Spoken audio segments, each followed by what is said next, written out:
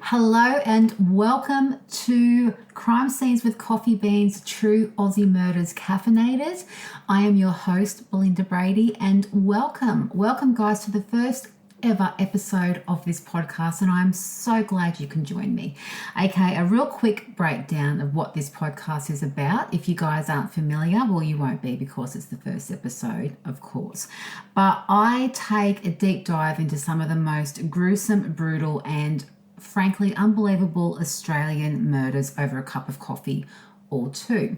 Now, some of the murders I will be talking about are well known and are etched into Australia's criminal history, and others not so much, but each is as brutal and real as they come. Now, of course, as the caffeine in the title suggests, I will be doing this over a cup of coffee or two, and I'm sure I've just said that, but I'm going to say it again. And you are so welcome to join me. You can have black coffee, latte, cappuccino, whatever your little heart desires. You can even have a cocktail or a glass of wine, because I'm sure somewhere down the track I will be doing the same. But right now I can tell you I have a great big cup of black coffee with gingerbread syrup in front of me, and I'm actually really enjoying the gingerbread syrup.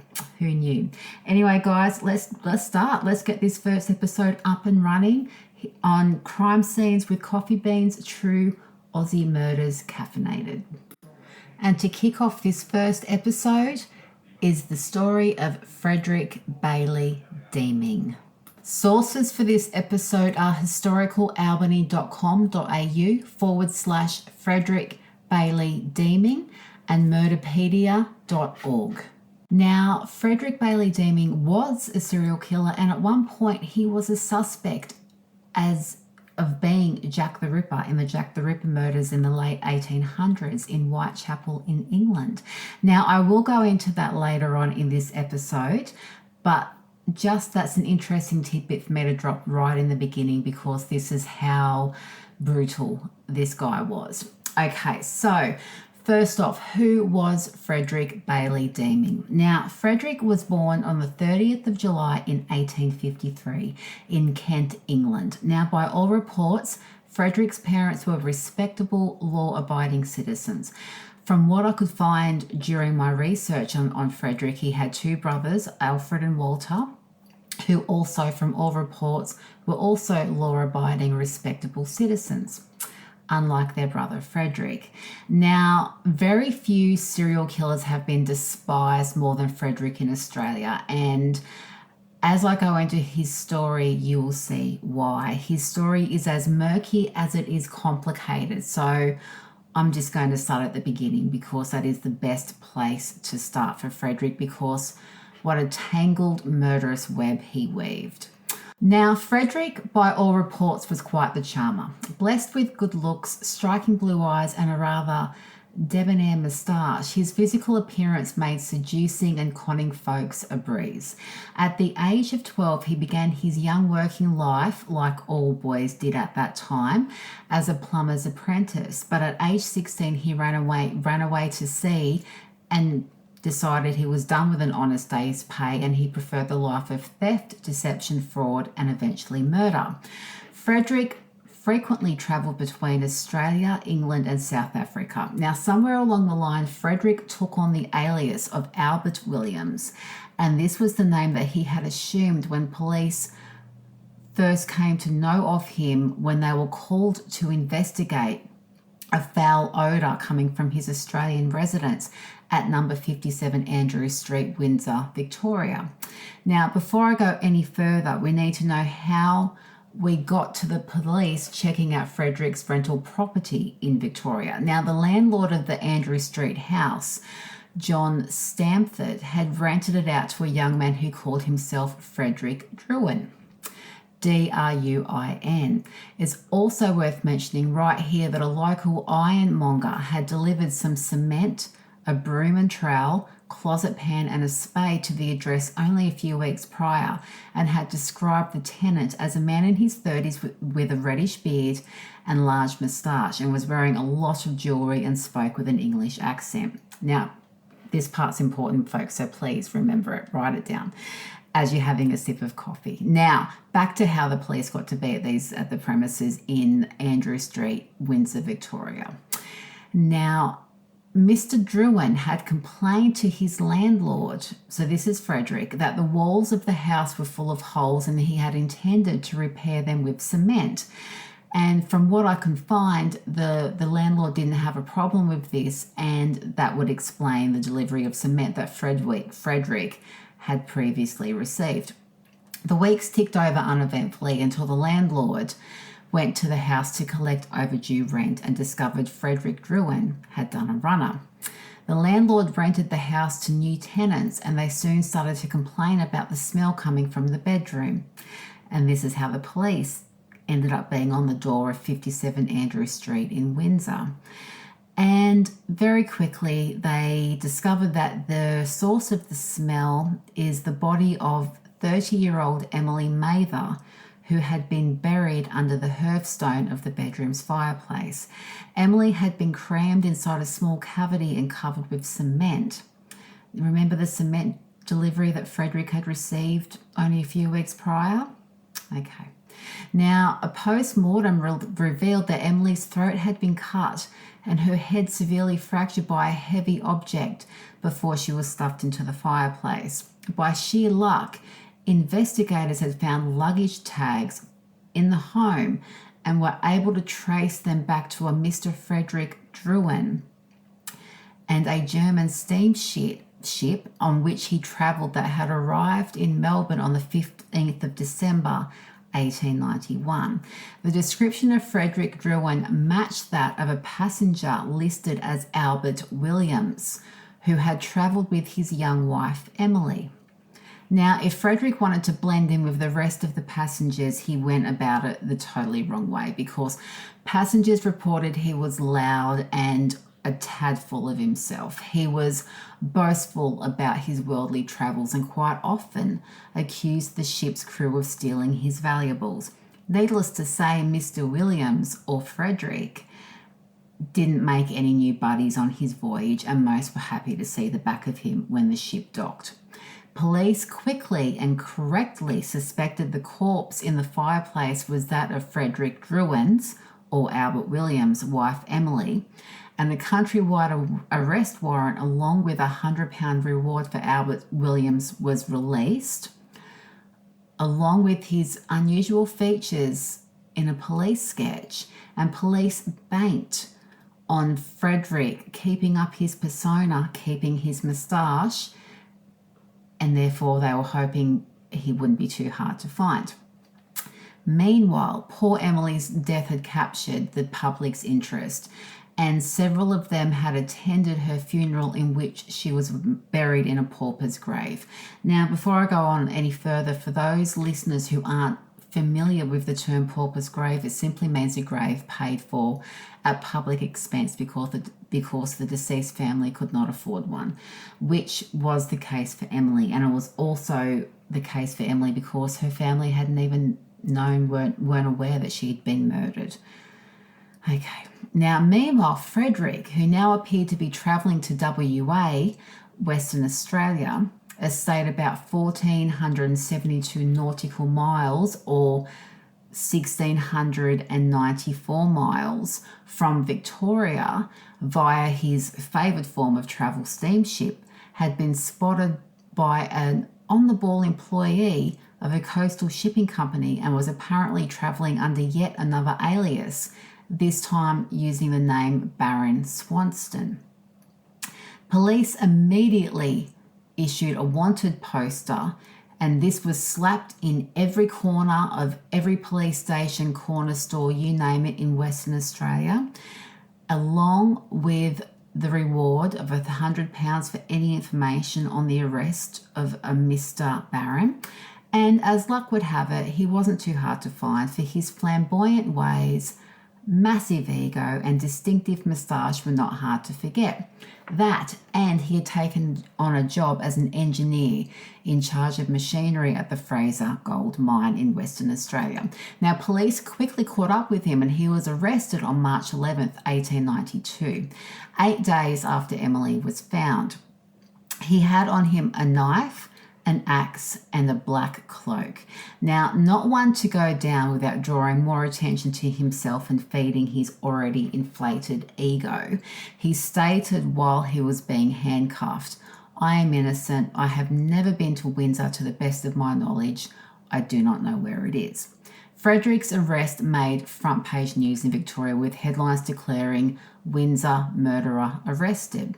And police had also cracked who Baron or Albert, now remember, those were two names that Frederick had used, really was. It was Frederick Deeming. It's also interesting to note that Frederick's attorney travelled from Victoria to escort Frederick back from Western Australia to Victoria for his murder trial and asked for the extradition to be refused due to fears that Frederick wouldn't have a fair trial, and the judge refused. Extradition was granted and Frederick was escorted back to Victoria for his murder trial with angry mobs waiting for him at every single stop. Now, the police, the public, the Australian public thought this was the end of it. How wrong they were, because very quickly, very quickly, police had some more questions for him as yet another murder had come to light.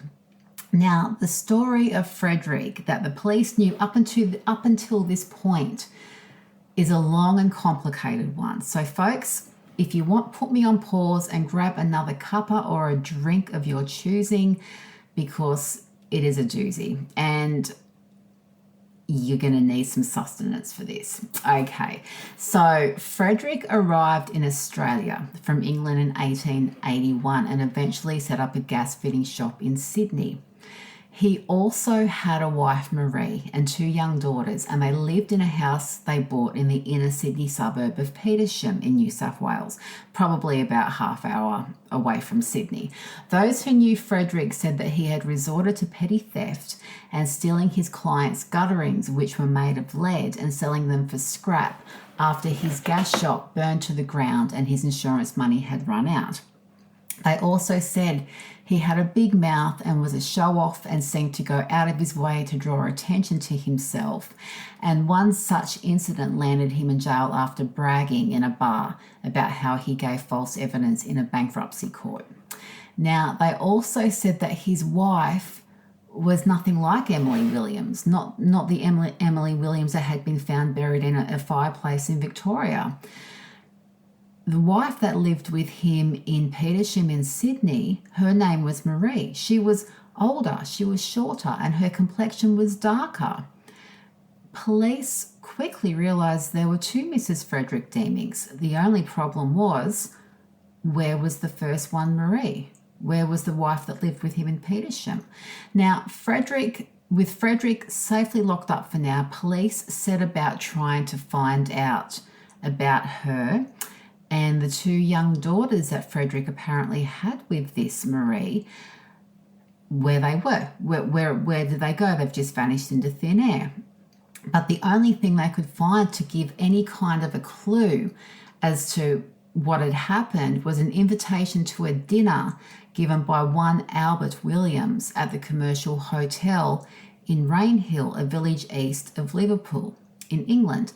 Now, police made contact with the detectives in Lancashire, England, and asked them to investigate the dinner and Deeming's wife and family. Now, police inquiries led them to a newsagent's owned by a Mrs. Mather, the mother of the now slain wife of Frederick, Emily. The poor woman had no clue about her daughter's fate. She had no idea her precious daughter Emily had been murdered and had collapsed at receiving the news of her daughter's brutal murder. Once recovered, she told the detectives the story of how her daughter came to meet Mr. Williams. Emily's mother, Mrs. Mather, had also run a Rainhill letting agency, and one day a confident Mr. Williams strolled in and rented a house for his employer, who was apparently on his way to England from India.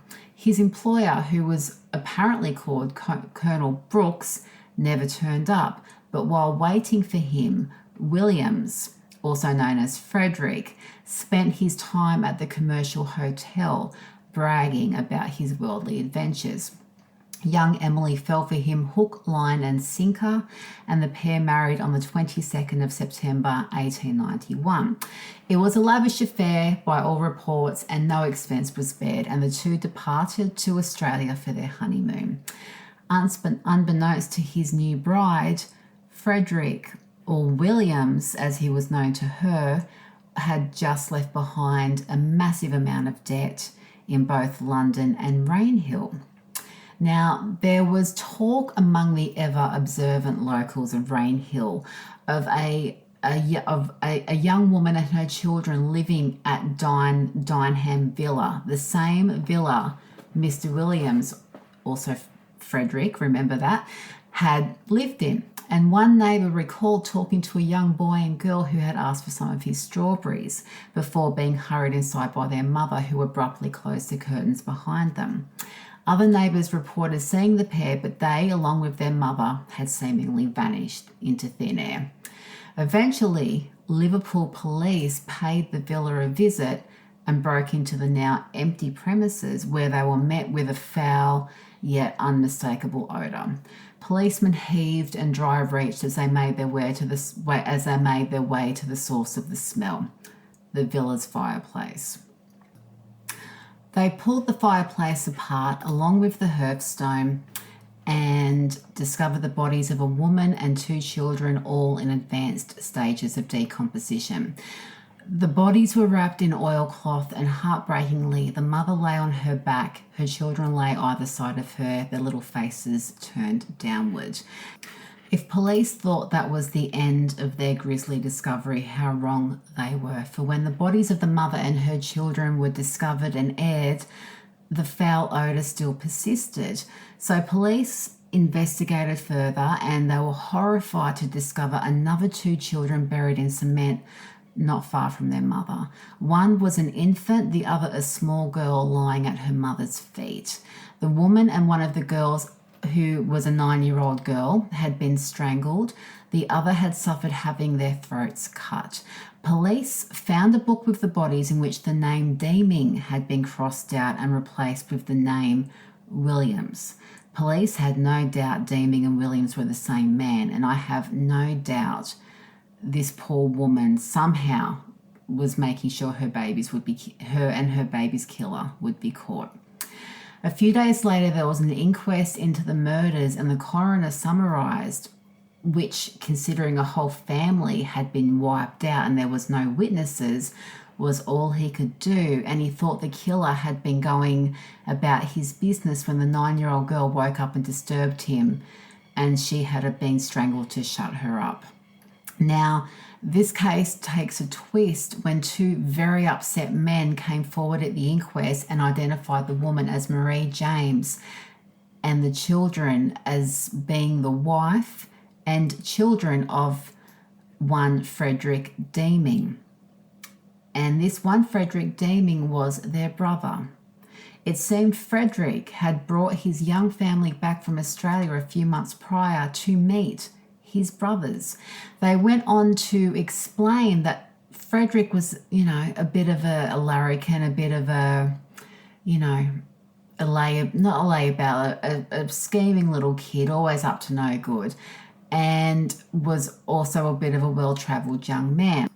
His work saw him journey to many parts of the world, and somewhere along the way he crossed paths with Marie James, and they married at Birkenhead, England in 1881. Two of their daughters, Bertha and Mary, were born in Sydney, Australia, and their son, a boy named Sydney, was born at sea in the mid-1880s.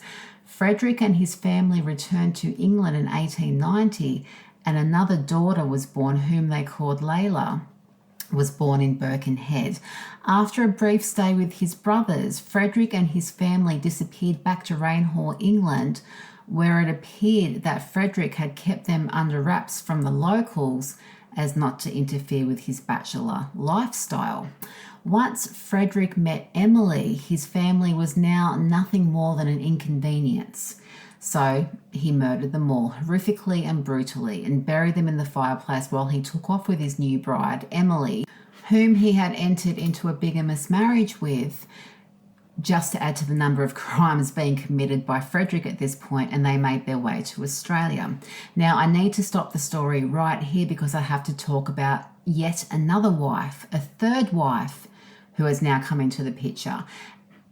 At some point in 1888 or 1889, Frederick and Marie became estranged, and Marie moved out and took the children with her and settled in Birkenhead. And Frederick took off and settled near Hull and quickly took up with a young lady by the name of Helen Nulley. Now, Frederick had told Helen his name was Harry Lawson, and he was a retired Australian sheep farmer, and Helen fell head over heels in love with him, and the pair married on the 18th of February 1890. Now, this was his second bigamous marriage in as many years because he has form and, why let one marriage get in the way of getting married again? But always the charmer, Frederick very quickly deserted his new wife Helen shortly after they got hitched, taking the wedding gifts and money with him, of course. He then meets back up with Marie, gives her money and tells her he is travelling to South America and will send for her and the children once settled. Fate and the law had other ideas though, and his crimes. Now remember, Frederick's a career criminal as well as a murderer, so he's been ripping people off everywhere he goes. Caught up with him finally, and upon arrival in South America, he was sent back to Hull and jailed for a period of 9 months for swindling a jeweller. Now, upon his release, he was reunited with the ever-faithful Marie, and unbeknownst to her, Frederick had told inquiring neighbours that she was just his sister. Those kids were her kids. They were his, nieces and nephews, and they were just visiting him. We now know that he had met young Emily at this stage and decided that he had no use for his young family anymore. Their fates, sadly, were sealed. And sadly, it now appeared that Emily had met the same fate as the wife and family before her. So this leads us back to where Frederick has now been arrested in Western Australia and is being extradited back to Victoria to face murder charges of Emily, the murder charges for Emily. And by the time he made it there, the whole of Australia, as well as England, knew his real name, Frederick Deeming. Now, I'll stop it again right there because Frederick had yet another woman in the wings, and I have to mention her because she's had one hell of a lucky escape. Now, along with Helen, who Frederick left not long after they were married, but, he ripped her off, of course. This woman had also dodged the Frederick bullet, and her name was Kate Rosenfeld. Now, Kate had met Frederick, who at this stage was posing as Baron Swanston, on a steamer bound for Sydney, where Kate was visiting from a New South Wales country town called Broken Hill. Frederick, by all accounts, swept Kate off her feet and proposed rather quickly, but she needed her sister's approval before she could accept, and this approval would end up saving Kate's life. The couple travelled to a country town called Bathurst, which is a beautiful country town in New South Wales, by the way, where Lizzie lived. So Kate's sister was Lizzie. So where Kate's sister Lizzie lived, and though surprised by the quick engagement, Lizzie didn't object. The pair planned to relocate to Western Australia, where Frederick could further his career as an engineer, and I use that term loosely because he wasn't an engineer, as the colony offered a fantastic opportunity for wealth and good fortune. Frederick jumped at the chance to go over to WA, as if this was actually Kate's suggestion. Hey, you're a smart man, let's go to WA, set up a good life over there. So naturally, Frederick, the con man, the murderer, jumped at the chance and went ahead to Western Australia, saying he'd send for Kate when he found a home. It's all starting to sound very familiar, isn't it? Okay, but by an absolute twist of fate and sheer luck, Kate was waiting for a ship to Perth to join her beloved Frederick when her sister Lizzie telegraphed her urgently with the words, "For God's sake, go no further." Lizzie had seen the newspapers in which Baron Frederick's face was plastered on the front page and his arrest for murder staring back at her in big black bold letters. Poor Kate fainted at the news that her beloved was actually named Frederick and he was a murderer, and was carried back to her hotel where detectives were waiting for her. After Frederick's arrest, he wrote to Kate claiming his innocence and asking for money to pay for his legal fees. He also asked her to sell the jewelry he had given her, his murdered wife's jewelry. He wanted her to hock the murdered wife's jewelry he had gifted her.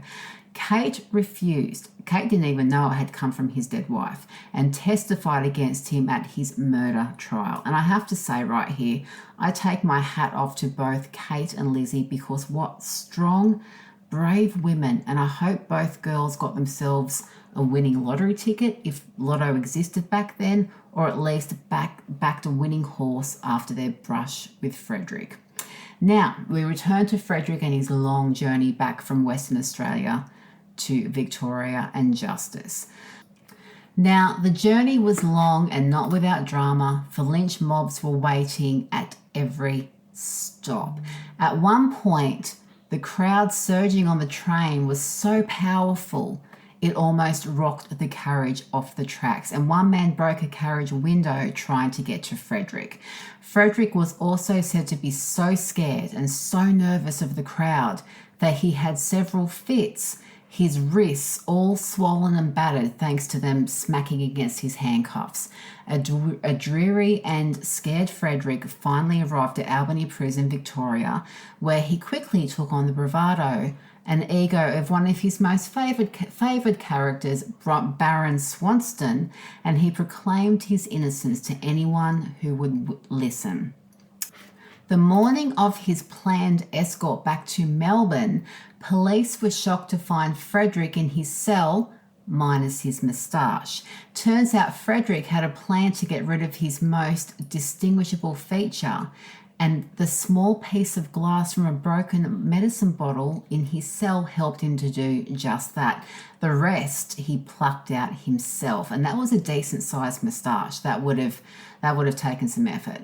The police were fearful that now Frederick's most identifiable feature was gone, but nevertheless they continued on their travels and arrived at Port Phillip Bay, Victoria, where Frederick was taken to police court and finally charged with the murder of Emily Williams. Now, Frederick's trial began in Melbourne on the 2nd of May 1892, with the accused being charged in the name of Albert O. Williams. His defence argued that he was insane, but this was rejected by doctors who had examined him. A prison doctor by the name of Dr. Shields stated that he believed Frederick knew right from wrong and had stated at one time that stealing, for example, was a matter of conscience, and murder was also permissible in certain circumstances. He also went on to say that Deeming had told him that several times that he'd gone out with a revolver searching for women who had given him a venereal disease, intending to kill them. Frederick believed in their extermination. Now, Frederick also stated that his dead mother visited him and told him to kill Emily, and he had also fought urges to slaughter the current lady in my life. Another claim that was also dismissed was that he was prone to epileptic fits, and while doctors suggested that the venereal disease that he was riddled with may have impaired his mind, Frederick was still sane and still knew exactly what he was doing. As the trial drew to a close, and not one to miss his moment in the spotlight, Frederick took to the stand and said, in part, to a packed public gallery, quote, "I don't think there has ever been a man brought into court that has ever been prejudiced more than I have been. Before I arrived in the colony, my photographs were distributed about the city of Melbourne in paper shops, in jeweller shops, and it is from these photographs I have been identified. I will ask the jury themselves if it would be possible to go back and pick out 200 people in Melbourne who would not execute me without the option of a trial, end quote. He then stated that his wife Emily was not actually dead, saying, quote, "And my only comfort is knowing that I have not done it and that the woman is not dead. And that alone will comfort me, let the end be what it may," end quote. But any scrap of sympathy he may have evoked, any tiny sliver of sympathy he may have evoked, was quickly revoked when his alter ego took the stand and he made the following statement, quote, "It is not giving up this life I fear, not the slightest. I've gone through the world, and after the dangers I have faced, I am not afraid to give up my life. I have been on the Zambezi among the black fellows and have been battered about the head and gone among bears and gone into lions' caves and brought them out alive, as it has been stated in the papers, and now they are alive in the hands of a man in England," end quote. In the end, after a 4-day trial, the court saw him for what he was, a man who could commit crimes so horrific, so unthinkable, yet not bat an eyelid.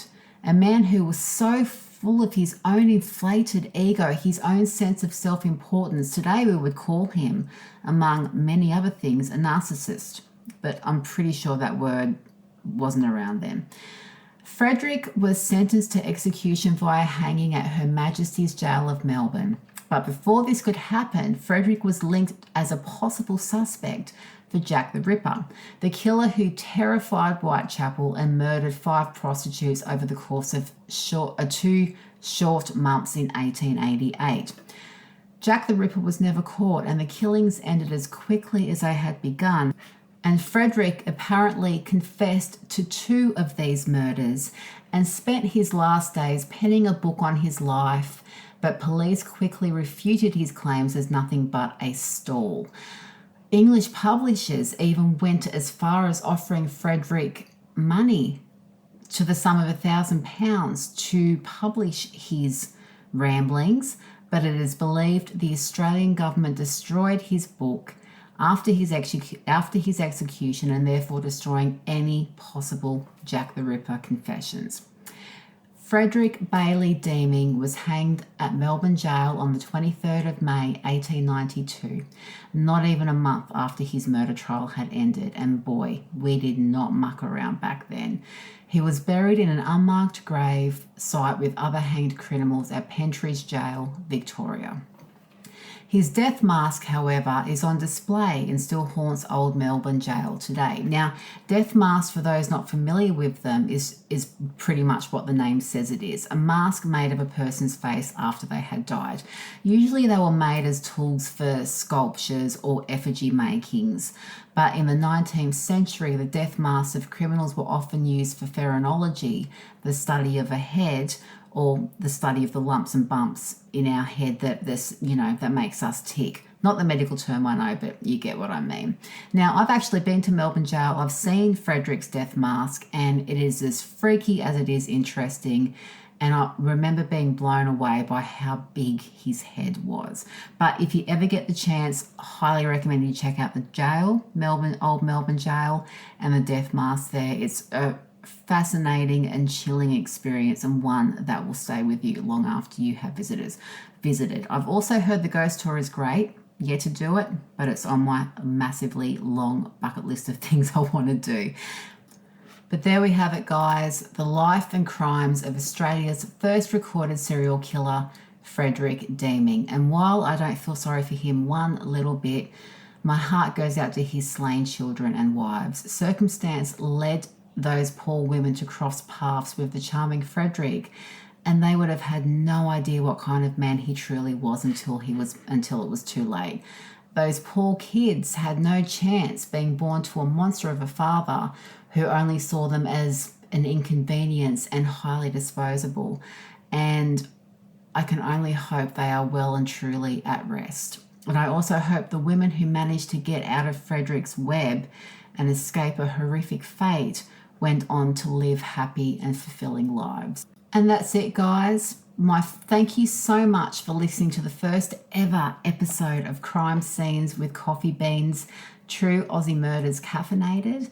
I hope you have enjoyed this show, and thank you for bearing with me. This is my first ever podcast, so this is a massive learning curve for me, but thank you for coming along for the ride. I will be back in a fortnight with a brand new true and brutal Australian murder case to discuss over coffee, of course. And until next time, guys, stay safe, stay cool, and stay caffeinated. I will catch you all later.